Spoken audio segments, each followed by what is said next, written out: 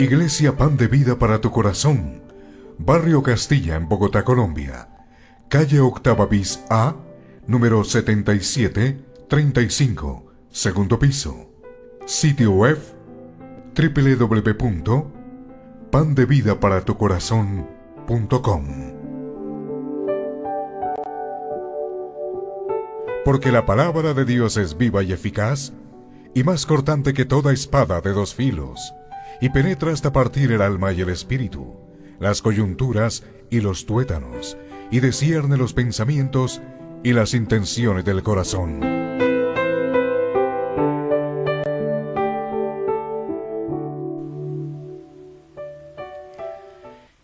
Damos gracias a Dios que nos concede este tiempo para poder recibir su palabra, y vamos a continuar con este que hemos iniciado desde hace algunos domingos atrás, que es la santidad, la santidad.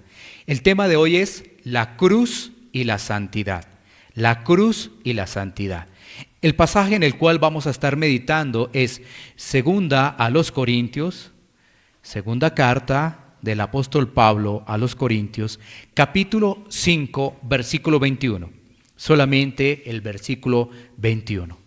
Así que vamos a leer la palabra de Dios. Segunda a los Corintios 5:21 dice: al que no conoció pecado, por nosotros lo hizo pecado, para que nosotros fuésemos hechos justicia de Dios en él. Vamos a orar, vamos a pedirle al Señor. Bendito Dios y Padre eterno, te damos gracias porque nos permite, Señor, abrir las Escrituras. Gracias, Señor, porque en las Escrituras tenemos el alimento espiritual para cada uno de nosotros. Gracias, Señor, porque a través de las Escrituras encontramos tu sabiduría. La Biblia es nuestra regla de fe. Es infalible, es inerrante, Señor. Gracias porque nos has dejado tu palabra, Señor, y por medio de tu Santo Espíritu iluminarlos para poderla comprender. Por ello te pedimos que en este tiempo, Señor, en el cual estaremos meditando en este pasaje, la iluminación de tu Santo Espíritu nos permita comprender la santidad de Cristo, Señor. Padre Santo, Señor, que podamos reflejar esa santidad, que podamos, Señor, aplicar tu palabra, Señor, y guardarla como tesoro, cuán precioso es a nuestras vidas, Señor. Ayúdanos, Señor, a que nuestra mente, Señor, esté despejada, estemos dispuestos, Señor, para recibir tu consejo, que trae edificación, exhortación y también trae consolación a nuestras vidas. Señor, yo te pido, Señor, por este pasaje en el cual tú me permites, Señor, por tu gracia, el poderlo compartir. Que pueda hacerlo, Señor, con toda diligencia, Señor, y con todo temor, Señor, dándote la gloria. En el nombre de Cristo Jesús. Amén. Muy bien, vamos entonces a seguir con esta serie de la santidad. Esta serie de la santidad. El tema, una vez más, la cruz y la santidad. Vamos a hacer un pequeño recuento. Desde hace unos domingos atrás, venimos desarrollando esta serie que es la santidad. Estamos ampliando este tema que es bien profundo. Hablar de la santidad es algo profundo. Hemos visto, por ejemplo, que Dios es 3 veces santo. Y eso es lo que hace la diferencia entre Dios y su creación. Dios es 3 veces santo. Y esa es la gran diferencia que hay entre Dios y la creación y nosotros. Vimos también cómo los ángeles del Señor, en este caso los serafines, muestran gran reverencia. Están bien cerca de Dios, pero muestran reverencia, muestran temor ante su presencia, ante su majestad, su poder. Y también analizamos cómo el profeta Isaías se sintió frente a esa visión que tuvo en el templo. De igual forma, hemos visto también la importancia de la santidad. Ese fue el tema de hace 8 días, la importancia de la santidad y la forma como el pueblo de Dios se prepara para el encuentro con el Señor. Y hoy veremos este tema de la santidad y la cruz y la santidad. Es decir, vamos a hacer referencia a Cristo y lo que Dios demandó allí en la cruz. Y esto nos debe llevar a reflejar cada día más santidad en cada uno de nosotros. Hablar de la santidad para el creyente debe ser algo supremamente importante y como tal, el creyente debe entender con claridad lo que pasó en la cruz. Si no entendemos lo que pasó en la cruz, vamos a tener una vida que no refleja a Cristo. Por el contrario, si entendemos, vamos a poder crecer en esa santidad y cada vez más vamos a poder aplicar lo que estamos recibiendo de la palabra de Dios. Miremos un corto contexto de 2 Corintios 5, que es precisamente lo que vamos a desarrollar del versículo 21. Por ejemplo, se está hablando allí el apóstol Pablo del ministerio de la reconciliación. 2 Corintios 5:11. Y dentro de esa porción bíblica que vemos el amor de Cristo, el ministerio de Cristo y los embajadores de Cristo. Eso es lo que vemos allí en ese contexto inmediato del capítulo 5 de 2 Corintios. Ahora, este pasaje, 2 Corintios 5:21, lo vamos a estudiar bajo los siguientes enunciados. 4 enunciados que vamos a estudiar. Primero, la santidad de Cristo. La santidad de Cristo. Segundo, la demanda de la santidad de Dios. La demanda de la santidad de Dios. Tercero, la condición del hombre sin Cristo. Y cuarto, la cruz y sus efectos en el pecador.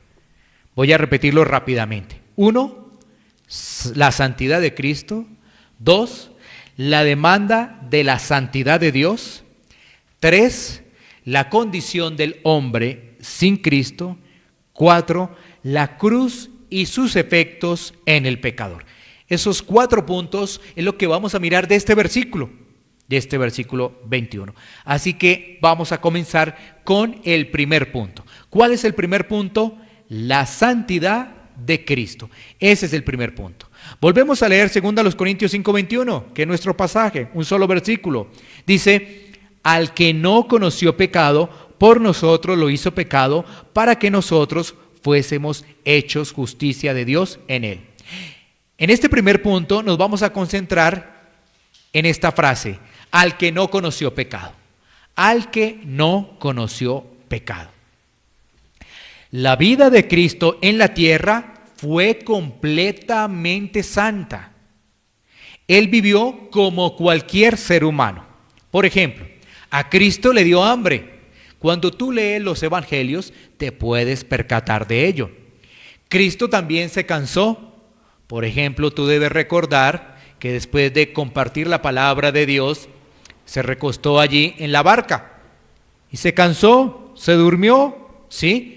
Es decir, Cristo vivió una vida normal como cualquier ser humano, compartía con sus discípulos, aceptaba invitaciones de otras personas allí, ¿no es cierto? Que eso identifica a Cristo como una persona común. ¿Qué quiere decir ello? Nosotros nos cansamos después de estar trabajando una larga jornada, nos cansamos, dormimos, nos da hambre. Lo mismo de Cristo. Pero ¿cuál fue la diferencia de Cristo? Que Él no tenía pecado. Ahora, la Escritura nos dice que Él fue tentado, sí, pero no cometió pecado. Miremos lo que nos dice Hebreos capítulo 4, versículo 15. Hebreos capítulo 4, versículo 15. La palabra de Dios nos dice lo siguiente, en Hebreos 4, 15. porque no tenemos un sumo sacerdote que no pueda compadecerse de nuestras debilidades, sino uno que fue tentado en todo, según nuestra semejanza, pero sin pecado. Es un pasaje muy diciente para lo que estamos exponiendo. ¿Por qué? Porque nos dice, primero, que tenemos un sumo sacerdote. Eso es lo que nos dice allí Hebreos. Y dice que no pueda compadecerse de nuestras debilidades. Hay debilidades, hay un remanente de carne que estorba. Pero también nos dice que ese sumo sacerdote está hablando de Cristo. Fue tentado en todo, absolutamente en todo fue tentado. Pero con algo en particular que enfatiza la Escritura, es que fue sin pecado alguno. Por eso, cuando estábamos hablando de Cristo, dijimos que Cristo se cansó, Cristo le dio hambre, Cristo cuando estaba cansado durmió, Cristo compartió con sus discípulos, para decir que Él estuvo sin pecado en todas esas acciones que nosotros presentamos. Bueno, entonces, la Biblia también nos dice que Cristo fue tentado, como cualquier ser humano. ¿Qué quiere decir ello? Que los seres humanos somos tentados, también como Cristo. Pero vemos que Cristo resistió la tentación. Cuando tú lees, por ejemplo, el Evangelio de Mateo, vas a mirar a Cristo en la tentación en el desierto. ¿Sí? Allí, ¿qué se le pide? Se le pide que convierta las piedras en pan. Porque Cristo estaba allí en oración. Y estaba en oración y en ayuno, entonces no comió, pero estaba en oración allí. Entonces, ¿qué se le dice por parte del enemigo? Convierte estas piedras en pan. No lo hizo. Satanás pidió que se rebelara contra Dios y se rindiera ante él, ante el príncipe de este mundo. ¿Cuál fue la respuesta de Jesús? Apártate de mí, Satanás. ¿Sí ves? ¿Cómo Cristo resistió? Por medio de la palabra. Cristo expuso la palabra. Cristo le respondió por medio de la palabra. Él estaba preparado. ¿Por qué? Porque había durado 40 días y 40 noches en oración. Llegó la prueba. Él resistió. La palabra nos entrega herramientas para nosotros seguir el ejemplo de Cristo. ¿Qué más vivió Cristo aquí en la tierra? Vivió rechazo, vivió hipocresía de los religiosos que estaban cerca de él, pero estaban buscando la forma para apresarlo. Otros lo acusaban injustamente y buscaban la forma de hacerlo pecar. Mira que Satanás estaba detrás de todo eso. Él no se rindió, Satanás, con la primera tentación en el desierto, no, sino que él utilizaba allí a sus mensajeros para hacerlo caer. Pero la respuesta de Jesús siempre fue contundente, siempre fue darle la gloria a Dios. Miremos, por ejemplo, este pasaje, Juan 8:46. Juan 8:46. Mira lo que dice este pasaje. ¿Quién de vosotros me redarguye de pecado? Pues si digo la verdad, ¿por qué vosotros no me creéis? Cristo está preguntando, bueno, ¿quién de vosotros me dice que yo tengo pecado? Él se expone ante los demás. El contexto de Juan, capítulo 8, esos últimos versículos, ¿qué nos está diciendo? Que Jesús está con los religiosos. ¿Y qué les dice Cristo? Que ellos no son de Abraham, que el padre de ellos no es Abraham, sino que el padre de ellos es el diablo. ¿Sí ves? Eso es lo que está hablando allí el contexto. Es decir, ellos tienen otro padre que es el diablo. Entonces, precisamente porque Él les está hablando la verdad, Él los está confrontando, Entonces, ahí viene Juan 8:46 y dice: ¿quién de vosotros me redarguye de pecado? ¿Quién puede decir que yo he pecado? Cristo está diciendo: pues si digo la verdad, ¿por qué vosotros no me creéis? Mira, les está diciendo la verdad, pero los religiosos no creen.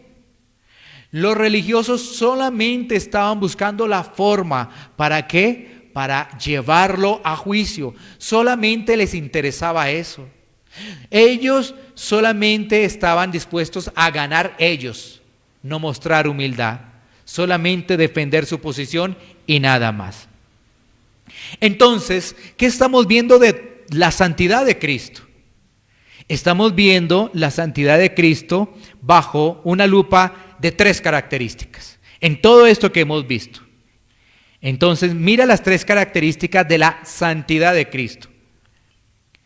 1, obediencia frente al plan de salvación. Obediencia frente al plan de salvación. Cristo fue obediente frente a ese plan. Juan 12:49. Juan 12:49. Dice la palabra de Dios en Juan 12:49. Porque yo no he hablado por mi propia cuenta. El Padre que me envió, Él me dio mandamiento de lo que he de decir y de lo que he de hablar. O sea que esa santidad se reflejaba en qué, en obediencia, en disposición a los lineamientos del Padre. Este pasaje de Juan 12:49 nos dice que Jesús ya estaba en Jerusalén, próximo a la entrega por parte de los religiosos. Ya estaba allí en Jerusalén. Sus horas estaban contadas para su sacrificio. Y allí ratifica una vez más su obediencia al Padre. Siempre Cristo mostró ¿qué? Sujeción. Siempre mostró una señal de humildad. Así que esa santidad se demuestra a través de obediencia y a través de humildad. Y Cristo la reflejó. Él estuvo siempre dispuesto a cumplir el plan de salvación, sabiendo que en esos últimos momentos de su vida iba a ser rechazado, golpeado, con un juicio completamente acomodado. La gente se iba a burlar de él, iba a sufrir allí en el madero a causa del pecado, pero él siguió adelante, cumpliendo ese plan, esa obediencia. Bueno, ahora, ¿qué más vemos en lo que estamos destacando? Primer punto, obediencia frente al plan de salvación. Segundo punto, obediencia a la ley de Dios. También obediencia a la ley de Dios. Mateo capítulo 5, versículo 17. Mateo capítulo 5, versículo 17. Mira lo que nos dice la palabra. No penséis que he venido para abrogar la ley o los profetas. No he venido para abrogar, sino para cumplir. Este pasaje se da en el marco del Sermón del Monte. ¿Qué quiere decir ello? Que Cristo cumplió a cabalidad la ley moral, la ley ceremonial, la ley civil. Cristo la cumplió y esto lo hizo bajo el mandato del amor. No lo hizo por hacerlo, no, lo hizo bajo el mandato de la obediencia del amor. ¿Por qué? Si me amas, guardas mis mandamientos. ¿Sí? Si me amas, guardas la palabra. Si me amas, guardas mis mandamientos, dice la Escritura. Entonces, en este pasaje se nos dice que Cristo no vino a abolir la ley. No, Él vino fue a cumplir la palabra, a cumplir la ley. Él obedeció la palabra de Dios, Él obedeció los preceptos que estaban desde el Antiguo Testamento, allí en Éxodo capítulo 20 en adelante. Él obedeció todo eso. Bueno, y tercera característica, son 3 características.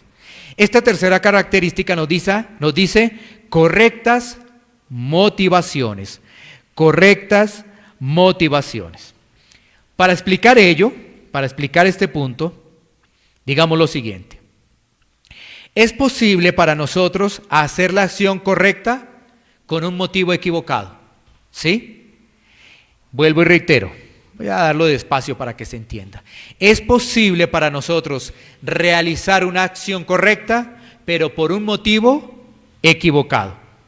Y cuando es así, esto no agrada a Dios, esto es pecado. La santidad tiene que ver con algo más que simples actos. Nuestros motivos deben ser santos, es decir, que surjan de un deseo de agradar a Dios. Miremos un ejemplo para que se entienda más qué es lo que estamos exponiendo. Muchas personas pueden servir a Dios, ¿no? Pueden servir a la obra. Pero esas personas lo pueden hacer es porque quieren recibir aplausos de la gente. Si ves, están haciendo algo que hay que hacer. Un hijo de Dios sirve, un hijo de Dios es útil. Están haciendo algo que se debe hacer. Pero sus motivaciones son incorrectas porque está esperando que lo alaben y que le digan, ay, cómo estudia la palabra, ay, cómo sirve, cómo está dispuesto a servirle a los demás. ¿Sí ves? Pero está esperando que es aplausos, que la gente le diga, ay, cómo sí sirves. Entonces, esas son motivaciones incorrectas, porque deben ser correctas más bien las motivaciones, ¿no? Aparentemente se está haciendo algo bien, pero realmente el corazón está desviado y lo único que quiere es recibir halagos solamente. Esas son motivaciones incorrectas y vemos hoy en día muchas personas trabajando para la obra de Dios bajo esas características, con motivaciones completamente desviadas, que no le dan la gloria a Dios, porque todo lo que hagamos debe darle la gloria a Dios. Si no es así, es pecado y es alejado de la santidad. Así que Cristo vivió una vida de santidad bajo estos tres lineamientos, ¿no? Obediencia al plan de salvación, obediencia a la ley de Dios y motivaciones correctas. ¿Cuáles eran las motivaciones de Cristo correctas? Obediencia a ese plan de salvación, es decir, salvar a un pueblo, salvar a los escogidos de Dios. ¿Sí? Bueno, entonces estamos viendo el primer punto, porque recuerda que son 4 puntos, ¿no? Recuerda que el primer punto es la santidad de Cristo y ya lo hemos abordado, la santidad del Señor. Cristo vino a esta tierra y no pecó. Y tú dirás, ay sí, porque era Dios, pero mira que Él también se cansó, Él también lloró. Recordando acá, Él también lloró, tenía las emociones que tiene el ser humano, pero Él no pecó, Él compartió y no salieron palabras deshonestas o palabras desobligantes de Cristo. ¿Sí? Bueno, entonces ahora pasemos al segundo punto. ¿Cuál es el segundo punto? Es la demanda de la santidad de Dios. La demanda de la santidad de Dios. Bueno, ¿cuál es esa demanda? Nosotros la podemos encontrar en Mateo, capítulo 5, versículo 48. Mira cuál es la demanda de Dios de esa santidad. Vamos a leerlo, ¿no? Mateo 5, 48, la demanda de Dios. Dice así: sed pues vosotros perfectos, como vuestro Padre que está en los cielos es perfecto. Una vez más, preguntamos, ¿cuál es la demanda de la santidad de Dios? Cuando tú lees el pasaje, tú puedes decir con claridad, tenemos que ser perfectos. Tenemos que ser perfectos. Esa es la demanda de Dios, perfección. ¿Y por qué es la demanda de Dios? Porque en Dios no hay pecado. En Dios no hay contaminación, como lo hemos visto a través de la exposición de la palabra en los domingos anteriores. ¿Por qué Dios está demandando esto? Pues porque Él es perfecto. Él no tiene pecado. En Él no hay nada de eso. Porque Él es 3 veces santo, como lo dice la Escritura. Entonces, aquí en el marco del Sermón del Monte también, en Mateo 5:48 se nos está diciendo, vosotros, los hijos de Dios, deben ser perfectos como nuestro Padre es perfecto. Así que, ¿esto qué quiere decir? Que no nos podemos acercar a Dios de cualquier forma. La persona que está en Cristo analiza realmente cuáles son sus motivaciones, qué es lo que está viviendo su vida, ¿sí? Porque la demanda es perfección, pero el ser humano se quiere acercar a Dios como quiera.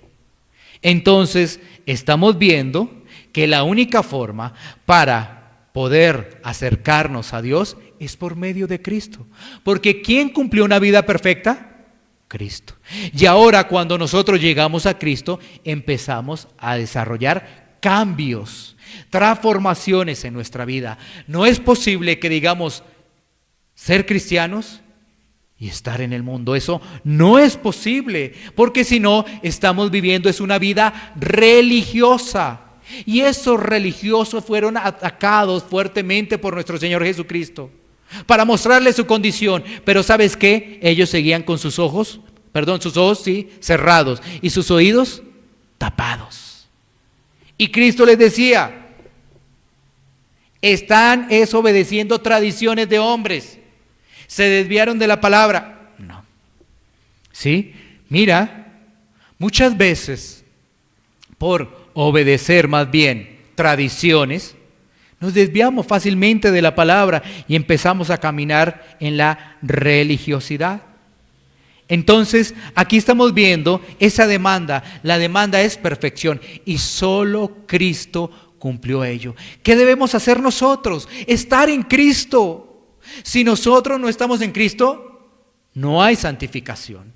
Si nosotros no estamos en Cristo, no hay cambio. Todo lo que hacemos es externo.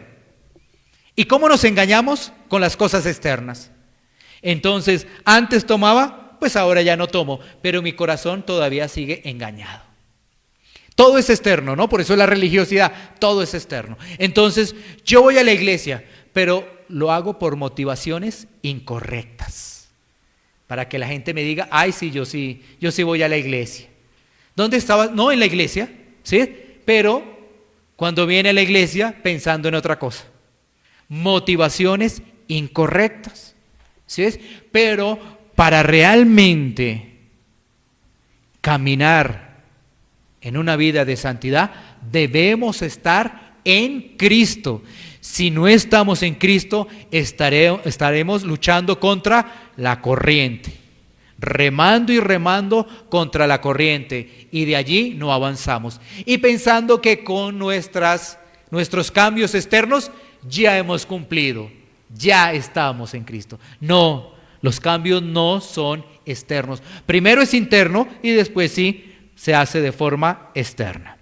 Bueno, entonces, ya mirando la demanda de la santidad, que es perfección y que debemos estar en Cristo, pasemos al tercer punto. ¿Cuál es el tercer punto de nuestra exposición? La condición del hombre sin Cristo. Volvamos a leer 2 Corintios 5:21. Dice, al que no conoció pecado, por nosotros lo hizo pecado. ¿Por qué Dios tuvo que hacer eso? Por nuestra condición de pecadores. Uno por nuestra condición de pecadores y otro por la demanda de la santidad de Dios, que ya lo vimos, ¿no? Por la demanda de la santidad de Dios, y dos, por nuestra condición de pecadores. Al que no conoció pecado, por nosotros lo hizo pecado, para que nosotros fuésemos hechos justicia de Dios en él. Entonces, ¿cuál es la condición del hombre sin Cristo? Que es destituido de Dios. Todo lo que hace es pecado, absolutamente todo. Si una persona no está en Cristo, todo lo que hace es pecado, porque tiene las motivaciones incorrectas. Voy a ponerte otro ejemplo. Es una persona que está donando dinero a fundaciones de ancianos, a fundaciones de niños, ¿sí? Pero ¿por qué tiene una fundación? La tiene porque quiere que cada vez pueda pagar menos impuestos. ¿Sí ves? Es algo loable, pero tiene las motivaciones incorrectas. ¿Por qué lo hace? Para pagar menos impuestos. Por eso tiene la fundación. ¿Sí ves? Por eso digo que si el hombre no está en Cristo, todo lo que hace es pecado, porque todas sus motivaciones son incorrectas, todas, así haga cosas que aparentemente son buenas, pero sus motivaciones son incorrectas. Vamos a mirar un pasaje donde se nos describe precisamente la condición del hombre, el estado tan lamentable del hombre sin Dios. Isaías 59, 2:8. Isaías 59, 2:8 es el pasaje. Vamos a leerlo y de ese pasaje vamos a extraer algunas características que tiene el hombre sin Dios, cómo se comporta el hombre sin Dios. Miremos. Isaías 59, 2:8 dice: pero vuestras iniquidades han hecho división entre vosotros y vuestro Dios, y vuestros pecados han hecho ocultar de vosotros su rostro para no oír. Porque vuestras manos están contaminadas de sangre y vuestros dedos de iniquidad. Vuestros labios pronuncian mentira y hablan maldad vuestra lengua. No hay quien clame por la justicia. No hay ni quien juzgue por la verdad. Confían en vanidad y hablan vanidades. Conciben maldades y dan a luz iniquidad. Incuban huevos de áspides y tejen telas de arañas. El que comiere de sus huevos morirá, y si lo apretaren, saldrán víboras. Sus telas no servirán para vestir, ni de sus obras serán cubiertos. Sus obras son obras de iniquidad, y obra de rapiña está en sus manos. Sus pies corren al mal, se apresuran para derramar la sangre inocente.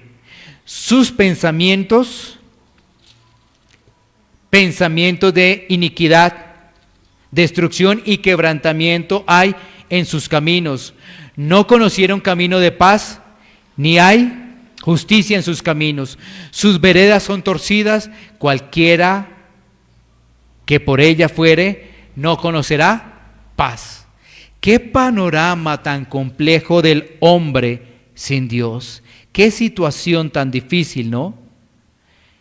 Entonces, miremos algunas características del hombre sin Dios. Por ejemplo, en el versículo 1, ¿qué vemos? Que Dios no escucha. Dios no escucha. El pecado ha separado al hombre de Dios.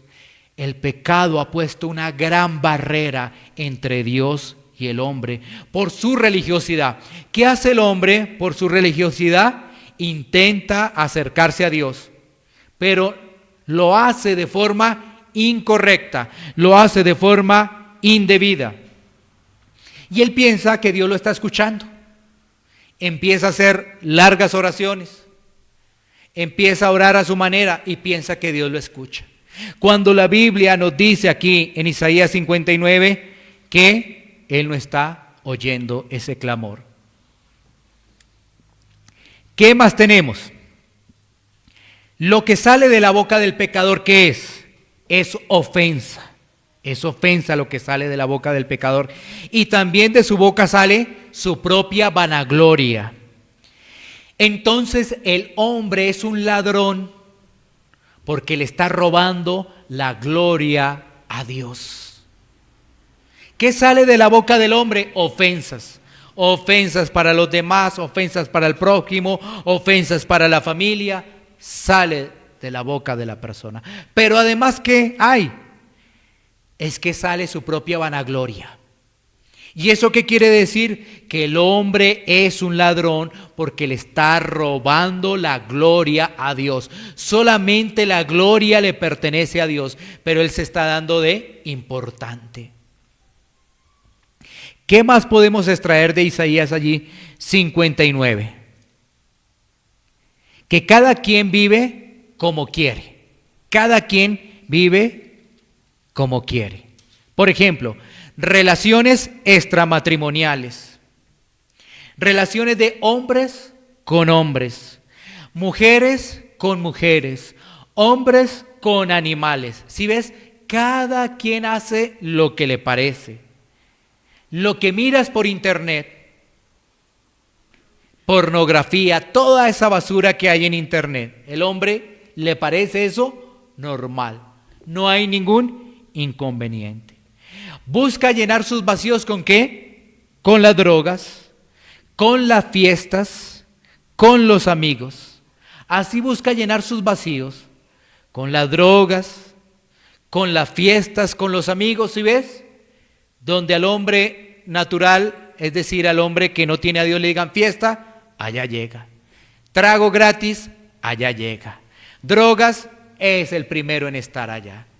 Fíjate, ese es el hombre sin Dios, que no quiere sujetarse a nadie. ¿Qué hace esa persona? Crea su propia justicia, porque al no sujetarse a nadie, ¿qué hace? Creó su propia justicia y juzga de acuerdo a conveniencias y por apariencias. ¿Sí? De acuerdo a conveniencias juzga y de acuerdo a apariencias. ¿Qué quiere decir ello? Que vive su vanidad al tope. Se cree más que los demás. Solo unos pocos le sirven, y eso cuando le sirven. Los demás para esa persona son inútiles. Ese es el panorama del hombre sin Dios. ¿Qué hace el hombre? Engaña a los demás y lo lleva a vivir alejados de Dios. Por ejemplo, una persona que se está congregando, que está leyendo la palabra de Dios y se cruza con algunas personas del mundo y le dice, ¿y tú para dónde vas? No, a leer la palabra, no a la iglesia. Y tú dices, ¿qué pasa? ¿Por qué no disfrutas la vida? ¿Por qué no disfrutas la vida? Si ves, para esa persona el disfrutar la vida es disfrutarse él mismo, sus propios deseos. En cambio, para nosotros disfrutar la vida es el deleite con Dios. ¿Qué mejor deleite que con Dios? Si ves la diferencia de las motivaciones, uno, el deleite y el gozo es estar con Dios. Para ellos decir, un cristiano es aburrido. ¿Santidad? Santidad, eso no. Vive como quieras, haz lo que quieras, está con la mujer que quieras. Analiza los deseos de tu corazón y haz lo que dice tu corazón. Cuando la Biblia nos dice que el corazón del hombre es engañoso. No, haz lo que te dicte tu corazón. Si quieres engañar a tu esposa, pues hazlo sin ningún problema. Disfruta de la vida. Esas personas no tienen temor de Dios y se burlan de Él. ¿Qué más podemos ver de este pasaje de Isaías 59? Que hay religiosos, que esos religiosos quieren confundir con sus doctrinas, traen legalismo, traen libertinaje, una santidad de apariencias. En caso tienen doctrina pero no la aplican. En otros casos son muy activos en la iglesia, pero no conocen la doctrina. Y además quieren confundir a aquellos que están iniciando los caminos de Cristo. Otros ya llevan muchos años en su religiosidad y no cambian de opinión. Se les muestra la Biblia, pero como andan en la carne, no aceptan que han recibido falsas enseñanzas. Ese religioso que hace no refrena su lengua. No la refrena. Se la pasa con amistades aún con el mundo. ¿Sí? Sigue con algún tipo de amistades con el mundo. Participa de las cosas del mundo. Es religioso, pero eso sí, viene a la iglesia. Viene a la iglesia. Su vida de pecado, todo es externo. ¿Sí ves? Cambios externos. ¿Quién puede enviar un versículo bíblico? Cualquiera envía un versículo bíblico, ¿sí ves? Y por enviar un versículo bíblico ya decimos que es cristiano. ¿Ves? Cualquiera lo envía. Y no estoy diciendo que no envíes, pero cualquiera lo envía. Y ya con eso decimos que es cristiano. Todo es externo, interior, nada. Porque para que sea interior Dios tiene que obrar. Dios tiene que obrar. Todas esas acciones que nos muestra Isaías 59 están encaminadas a ¿qué? A deshonrar la ley de Dios. Todos sus caminos son torcidos. Todos sus caminos son torcidos, ¿no? Por eso nos dice ahí el versículo 9. No conocieron camino de paz, ni hay justicia en sus caminos. Sus veredas son torcidas. Cualquiera que por ella fuere, no conocerán paz. ¿Por qué? Porque todos sus caminos son torcidos. Ese es el panorama del hombre sin Dios. Ese es el panorama del hombre sin Dios. Esa persona está perdida, está destituida de la gloria de Dios. Y ¿sabes qué? Cuando se hace esa descripción, yo tengo que decirte que así era yo. Así era yo. Ese que deshonraba a Dios en todo momento. Así era yo. Así era. Y una persona que se ha arrepentido de sus pecados, así también era. Así también era. Es que esta es una radiografía del ser humano. Tú mientras estábamos describiendo eso, ay, no, yo no soy adúltero. Ay, no, yo no hablo tal cosa, yo no. Pero tus acciones, motivaciones, pensamientos, tus amistades con el mundo, tu relación con el mundo, ¿qué? ¿No cuenta? ¿O te crees más que los demás? No, esa es la radiografía de un pecador. Esa es la radiografía, todo eso. Mirando lo que no debía en internet. Eso es la radiografía de un pecador. Una persona que estaba perdida y sirviéndole al mundo, estaba esclava del mundo. Y así muchas personas dicen, no, yo soy merecedor de Dios. Yo no soy tan malo. ¿Sí?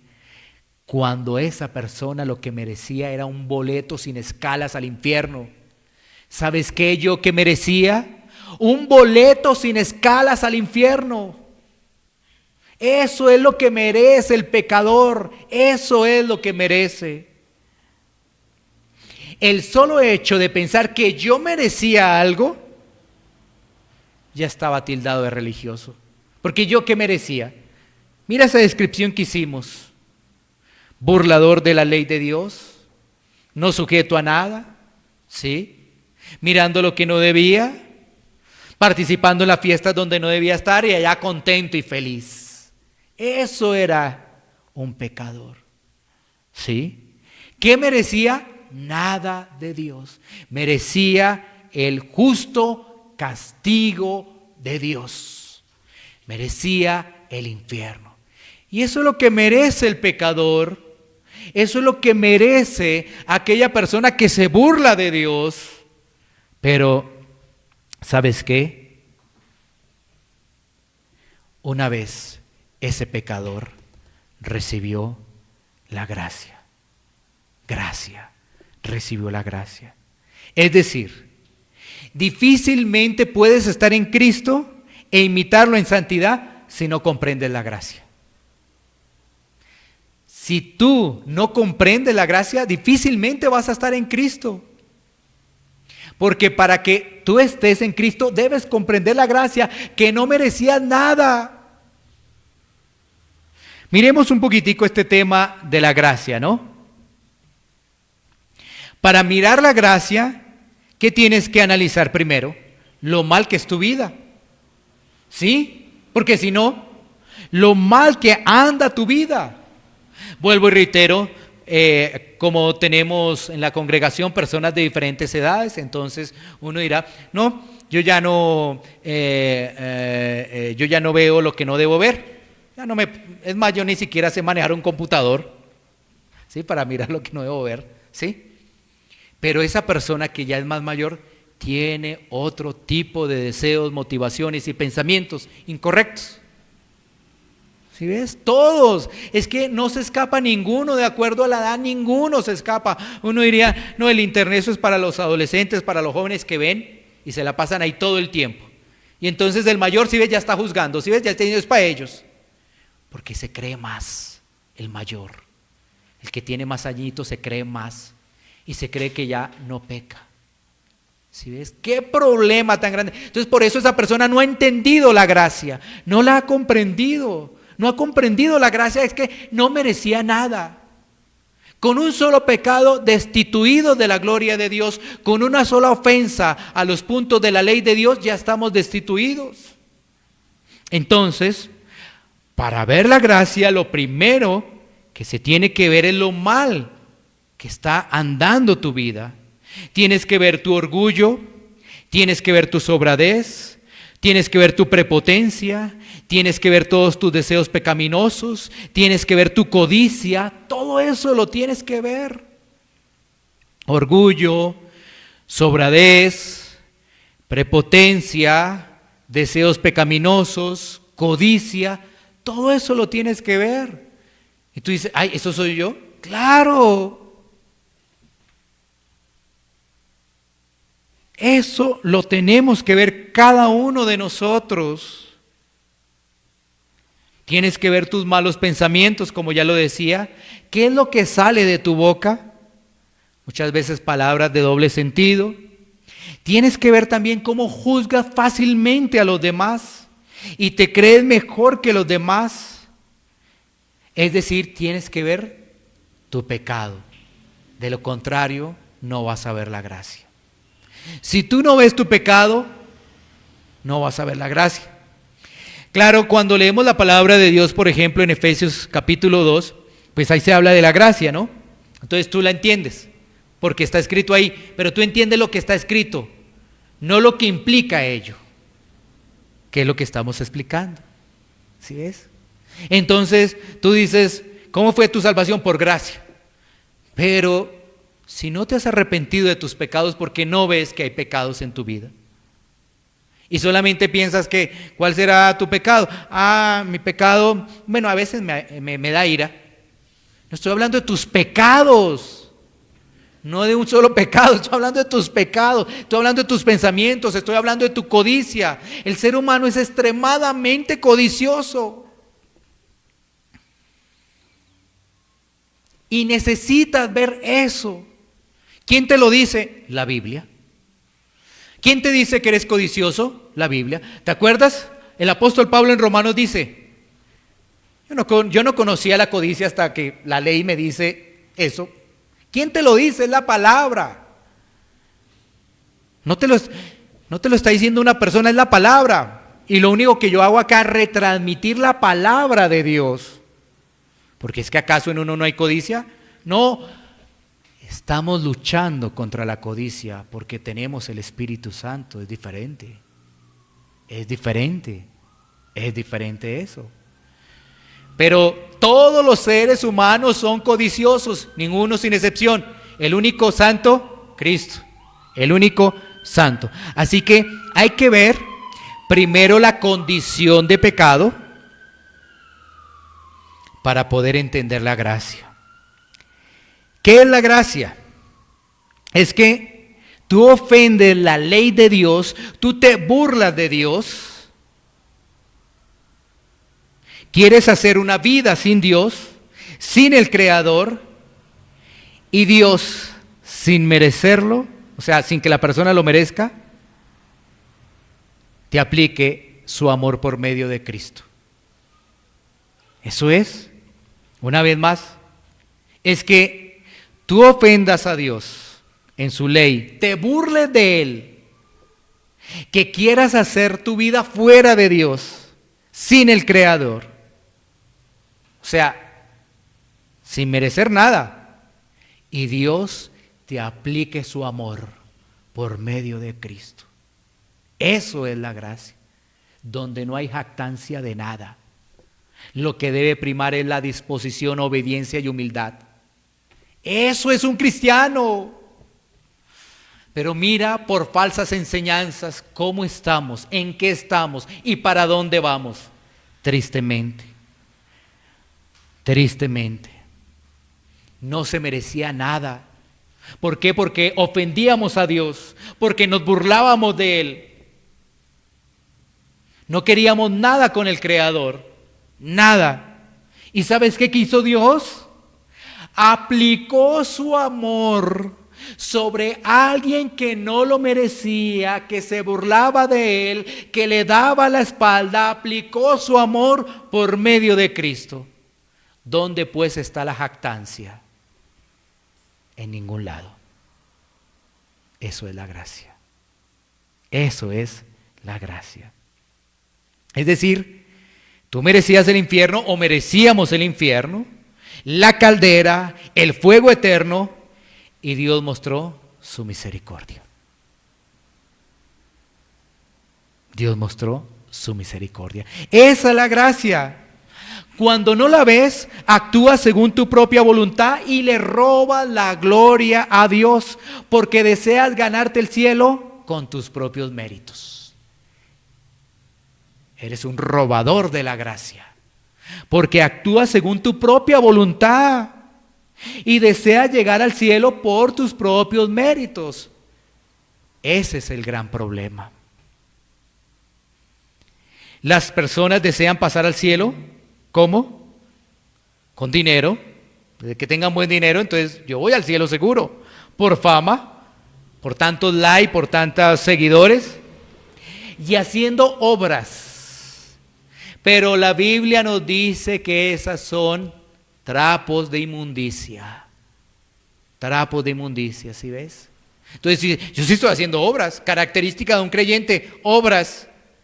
Pero esas son trapos de inmundicia, porque tus motivaciones son incorrectas, nacen de un corazón todavía no regenerado. Apariencias nomás, apariencia de cristiano. Bueno, pasemos ahora al punto número 4. Ya vimos la condición del hombre sin Cristo, ¿no? Es un panorama realmente lúgubre, es un panorama de oscuridad, de tinieblas, de una persona enceguecida a la luz. Ahora miremos la cruz y sus efectos en el pecador. La cruz y sus efectos en el pecador. Volvamos a leer segunda a los Corintios 5:21. Al que no conoció pecado, por nosotros lo hizo pecado, para que nosotros fuésemos hechos justicia de Dios en él. Bueno, ¿cuáles son los efectos? La cruz y sus efectos en el pecador. Mira los efectos, son tremendos. Que nuestra culpa fue quitada. El acta de decretos que había en nuestra contra fue quitada. Somos justos ahora delante de Dios. La culpa fue quitada gracias a ¿quién? A Cristo. ¿Mérito de nosotros? Ninguno. Gracias a la obra poderosa, llena de misericordia, llena de gracia de Cristo, nuestra culpa fue quitada. ¿Y eso qué trae? Santificación. Eso lo que trae es santificación en el creyente, cambio, transformación. Ahora quiere decir que es apartado, apartado para Dios, apartado para servirle a Él, apartado bajo el parámetro del amor. Eso es lo que quiere decir. No es posible que una persona diga que es creyente y no ande en santificación. Eso no es posible, no lo es. Si no caminas en santificación, debes arrepentirte y clamar a Cristo por salvación. Arrepentirte de tus pecados. Enumeramos un buen listado de pecados. Arrepiéntete de tus pecados y clama a Cristo por salvación. Miremos estas reflexiones finales. Cuando tú contemplas la obra de la cruz, tú creces en santidad. Cuando tú contemplas la obra de la cruz, tú creces en santidad. Hay que contemplar esa obra perfecta de Cristo porque nos recuerda la gracia, nos recuerda la misericordia y eso hace que podamos crecer en santidad. 2. Cuando tú entiendes el sacrificio de la cruz, caminas en humildad. Cuando tú entiendes ese sacrificio de la cruz, caminas en humildad y puedes batallar contra el orgullo. Puedes hacerlo porque tienes el Espíritu Santo, caminas en esa humildad. 3. Cuando entiendes que fuiste limpio de tus pecados, puedes obedecer la palabra. Ya no es una carga el obedecer la palabra, sino ahora es un deleite obedecer la palabra de Dios. Cuando tú entiendes que fuiste limpio de tus pecados, obedeces la palabra de Dios. Si ves, la gente no entiende que ha sido limpia de sus pecados, entonces sigue igual. Y no lo entiendes porque todos sus cambios son externos y siguen pecando, siguen con el mundo, siguen con sus amistades del mundo para aquí, para allá. Pero eso sí, Dios te bendiga. ¿Cómo estás? Dios te bendiga, Dios te bendiga, Dios te bendiga. ¿Cómo estás? Pero todo es externo. ¿Por qué? Porque no ha cambiado realmente, no obedece la palabra de Dios. Muchas personas siguen batallando en sus fuerzas, siguen luchando en muchas cosas de pecado. ¿Pero qué? Es porque realmente no han considerado el pecado como es una plaga, algo que genera enemistad contra Dios. Luchan por un tiempo y vuelven y recaen. Pero esa persona que está haciendo eso en sus fuerzas se ha dado cuenta que el pecado es enemistad contra Dios. ¿Se ha dado cuenta realmente de ello? Porque no es posible que siga recayendo en lo mismo. Porque no se ha dado cuenta que el pecado es una plaga. Ese sí es un virus que desbarata. Ese sí es un virus que contamina realmente. Ese es el virus del pecado. Pero a la gente no darse cuenta, batalla por un momento, escucha la palabra y dice, oiga, yo sí tengo que ponerme como pila, ¿no? Sí, oiga, sí, porque de verdad, no, mi vida como que no tiene orden. Pasa una semana y ya está otra vez en lo mismo. Está hablando de los demás, está hablando del vecino, está hablando del vigilante, está hablando de la esposa, está hablando del esposo, está hablando de todo el mundo. Y todo el mundo le parece mal. Él es el único bueno. ¿Sí? Está hablando del político y él es el único en cual no hay contaminación. Es todo. Pero no te has dado cuenta que el político actúa así, es porque no tiene a Dios. Se burla de Dios. Como lo éramos nosotros antes, nos burlábamos de Dios. Y entonces uno va a decir, Dios, quiera que tú tengas misericordia de ese político, porque es que tú quieres más. ¿Sí? A veces uno habla y lo ponen allá y nada hace tampoco. ¿Sí ves? Así es las cosas. Todos prontos para hablar. ¿Sí? A veces en las administraciones de los conjuntos, entonces, ¿quién va a ser parte de la asamblea? Pero es que esa asamblea no sirvió. Y lo ponen a uno y tampoco da. ¿Sí? Así pasa.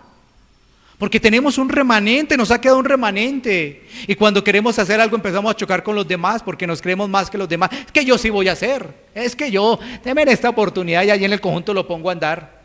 Y no quiero decir con esto que no seamos diligentes, que sigamos la palabra y que podamos demostrar que Cristo está en nosotros a través de esos cargos. No estoy diciendo eso, pero estoy diciendo la ligereza con la que nos creemos más que los demás. El punto aquí es, nos creemos más que los demás y no lo aceptamos. Y escuchamos esto y decimos, no, está exagerando, eso no es así. No lo aceptamos. Por eso no podemos ver la gracia y por eso no hay humildad y por eso no hay obediencia y por eso no hay servicio a la obra de Dios. Pero que la exposición de la palabra haga reflexionar tu andar para que se pueda clamar por Cristo, para que pueda ser justo ante Dios. Qué gran privilegio es ser justo ante Dios.